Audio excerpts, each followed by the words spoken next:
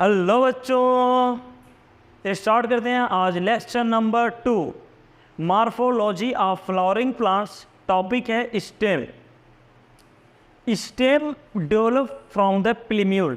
Stem जो होती है डेवलप कहाँ से होती है? प्लीम्यूल से होती है, क्योंकि जो हमारा एम्ब्रायो होता है उसमें एक एम्ब्रायोनल एक्सिस होता है और हमारे क्या होता है कॉटिलिडॉन होते हैं।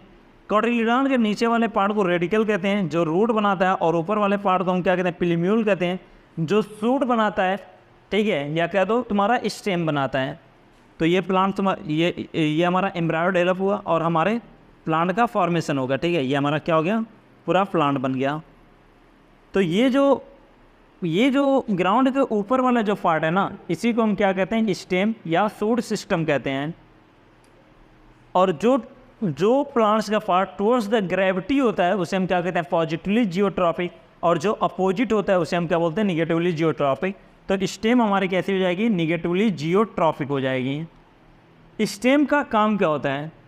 स्टेम का मेन फंक्शन होता है स्प्रेड आउट ब्रांचेस, यानी ज़्यादा से ज़्यादा शाखाओं को फैलाना, ठीक है। ज़्यादा से ज़्यादा क्या करे? वो शाखाओं को फैलाए। And bears leaves flower and fruit, क्योंकि जितनी ज़्यादा शाखा होगी उस पर उतनी ही ज़्यादा लीव्स होंगे, उतनी ही ज़्यादा फ्लावर्स एंड फ्रूट होंगे। तो ये इसका क्या होता है? मेन फंक्शन होता है। साथ ही साथ स्टेम क्या करता है?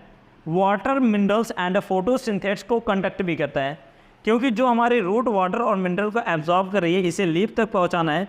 तो ये रूट से कहाँ पे जाएगा? स्टेम इसे कहाँ तक ले जाएगा? लीफ तक ले जाएगा। यानी वाटर और मिनरल को रूट टू स्टेम तक ये लेके जा रहा है।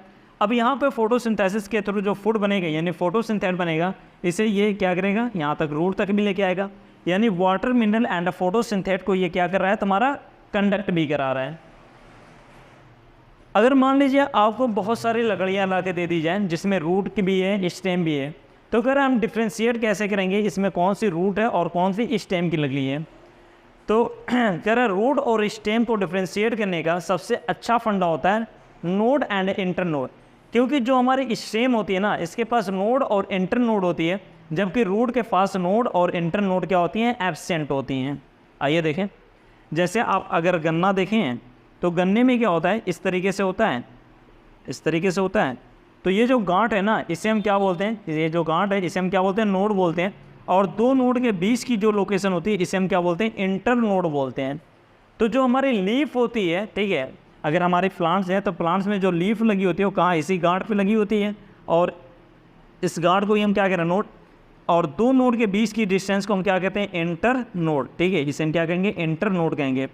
तो जो हमारी लीफ होती है ये कहाँ पे लगी होती है? नोड पे लगी होती है।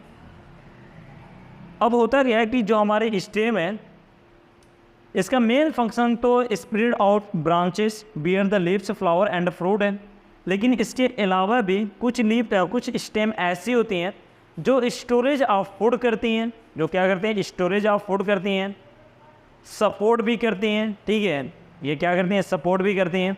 और साथ ही साथ ये क्या करती हैं? प्रोटेक्शन। ये क्या करती हैं? प्रोटेक्ट भी करती हैं, प्रोटेक्शन भी देती हैं। ये साथ ही साथ क्या करती हैं? तुम्हारा प्रोटेक्शन भी देती हैं।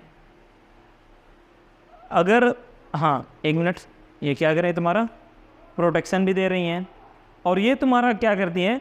वेजिटेटिव प्रोपिगेशन की तरफ भी काम करती हैं। ये कैसे काम करती हैं? वेजिटेटिव प्रोपिगेशन की तरफ भी काम करती हैं। ओके।